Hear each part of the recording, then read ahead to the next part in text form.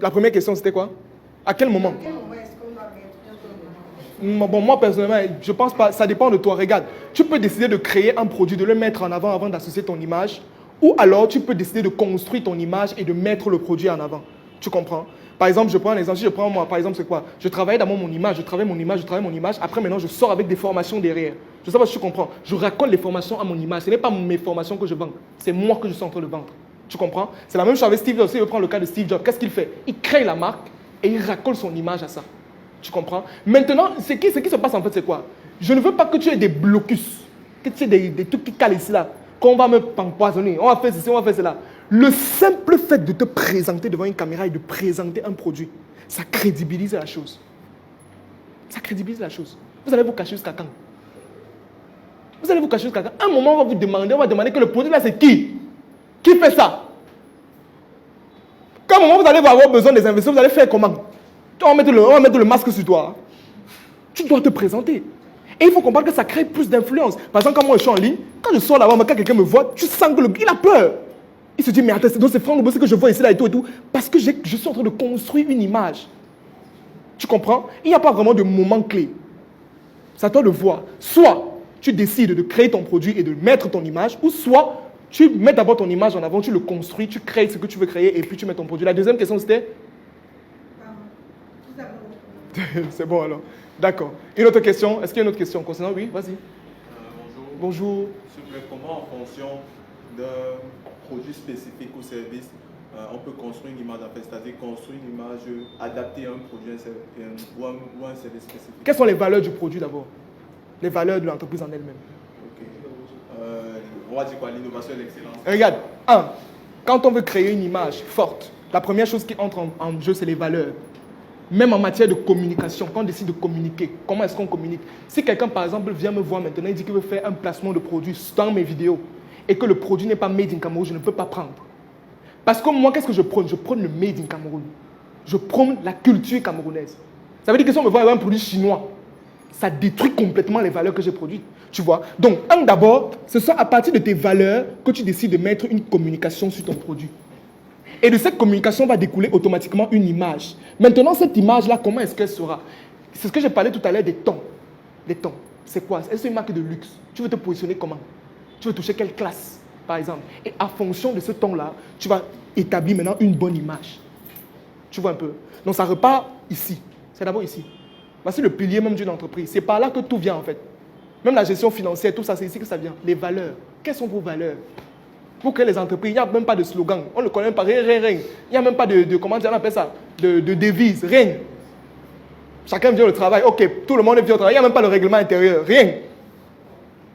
Non. Faites l'effort de construire vos valeurs. Et c'est en fonction de vos valeurs que vous allez déterminer quelle est votre communication.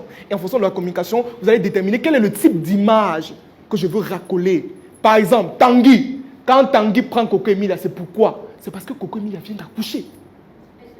Elle est enceinte. Hein? On montre des éléments que non, les femmes enceintes doivent, on racole ça directement. Ce n'est pas fait de manière anodine, on ne prend pas les gens pour prendre.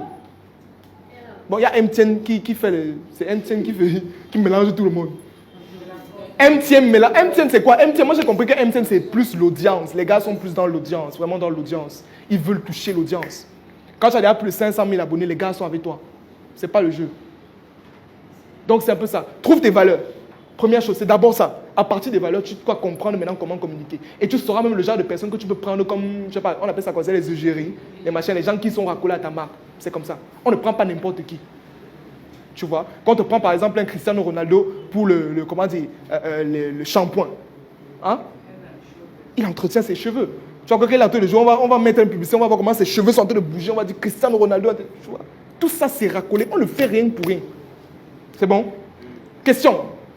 Dernière. Depuis que vous faites la présentation, Oui. tous les entreprises industrielles, Oui. les grandes entreprises Oui. dont vous parlez, autant donné que nous ici, on a pour la plupart Des commerçants. une personne qui ouvre peut-être un dépôt de jus, peut-être un magasin de vente de vêtements, quel genre de publicité ou quel genre de cantine est-ce qu'il faut? Alors, premièrement, ce que je dis, c'est quoi? C'est que je veux dire, il faut éviter de faire ce que les gens font.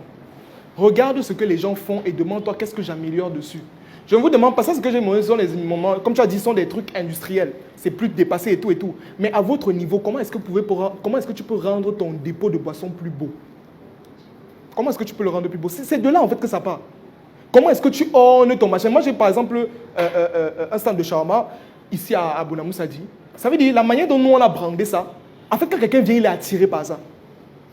C'est-à-dire quand il vient, c'est par là, c'est là qu'il peut manger. Parce qu'on a fait comment on a imprimé des choses, on a recouvert notre table, on a bien arrangé, on a mis notre logo. Les employés en eux-mêmes sont avec des t-shirts de l'entreprise, bien évidemment, ce que les autres ne font pas. Donc ça veut dire que quand un client arrive, qu'est-ce qu'il fait? Ah, il regarde le t-shirt. Ah, il y a le logo. Ah, là-bas c'est sérieux. Il est parti.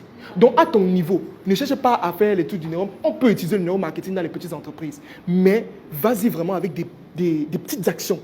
Des petits trucs qui peuvent ravitailler ton image. Comment est-ce que les gens doivent voir ton image? Qu'est-ce que les autres ne mettent pas dans leur image que toi tu peux mettre pour permettre que ça avance? Ça passe peut-être par l'ornement, pas la propreté même. Pas la propreté, oui. L'accueil, par exemple. Tout ça entre toujours dans le branding. Tu comprends? Ne sois pas dans les... Je ne veux pas que tu parles, tu commences à dire que est-ce que je veux aussi créer les odeurs artificielles? C'est pas à ce niveau. Non. Va d'abord à la petite échelle. Améliore d'abord ton branding. Toi, je te vois par exemple, tu es quelqu'un qui travaille beaucoup sur ton image. Je te suis bien. C'est bien. Maintenant, utilise ça sur ton image, sur ton produit. Tu l'améliores, tu le rends plus beau. Tu fais des trucs un peu soft. Ce que les gens ne font pas. Tu vois par exemple le cosmétique, comment on appelle? C'est quoi Musa? C'est Musa, n'est-ce pas? Non, Musa de la Startup Academy. Non, pas Mixa. Musa de la Startup Academy. C'est un produit cosmétique je crois que c'est la sœur de Claudette qui a ça. Et en fait, le packaging, vous avez l'habitude de mettre les produits cosmétiques où? Dans les trucs en plastique, machin. On a fait ça en bois. C'est en bois. Oui. On est parti voir un menuisier, on a dit que fais-nous le packaging en bois. Ça crée quelque chose de nouveau. Automatiquement. Mais si vous êtes tout dans la même chose, les mêmes choses, non, vous allez, on ne va pas s'en sortir.